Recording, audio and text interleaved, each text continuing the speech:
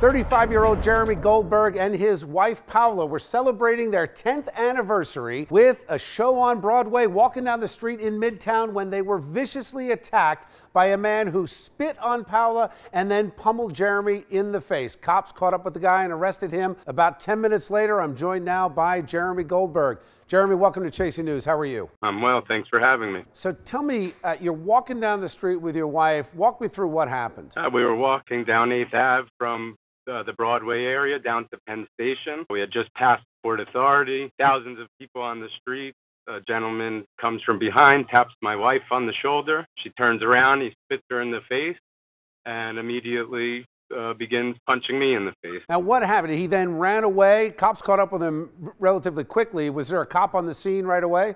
There was not a cop, not one pedestrian stopped to help us. My wife and I followed him for about 10 minutes, yelling, trying to get some attention of strangers. One gentleman came out of his car with a lead pipe and helped follow us until we could finally flag down the police. Wow, well, good for you having the courage to step in to stop this guy before he did it again. But let me ask you, is there any indication that this guy is going to be held behind bars? From my talk with the district attorney, it does not sound like it. What did the district attorney say to you? They're going to test the gentleman to see if he's mentally ill and if he is able to stand trial.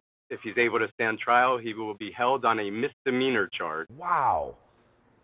So let me ask you, honestly, do you feel safe walking down the street in Manhattan now?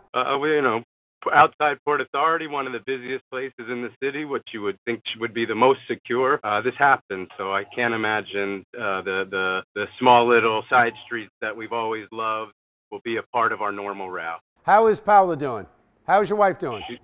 She's okay. Thanks for asking. All right. Best of both of you. Thank you. All right, let's bring in our A-plus panel for tonight's show. I'm joined by Allison Young, a Republican analyst. Good to see you, Allison. Thanks, Bill. And Bill Caruso back with us, Democratic strategist. Always good to see you, Bill. Hey, Bill. All right, Allison, I'm going to start with you. You hear this story, so many sides to it. One, the random attack on the street. Two, the guy that should probably be behind bars, given his history. And three, the fact that it was the pedestrians who had to chase the guy down. So on one hand, you're kind of happier that the people step in and there's some good Samaritans out there to help. But on the other hand, you're going, where are the cops? And why do we have, then you reflect yourself, why do we have this false sense of security when we're in large groups? And, it's a pretty safe part of town otherwise, but how can this happen? Bill, speaking of that, where are the cops? I mean, Mayor de Blasio not off on the right foot with the cops on his first term, and you've seen things like slashings and other crimes.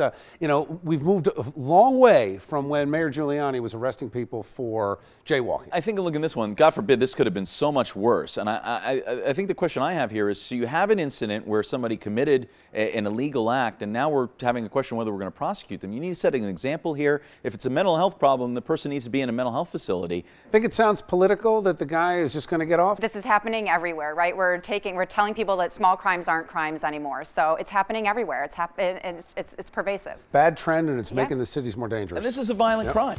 Agreed. All right. Thanks, guys.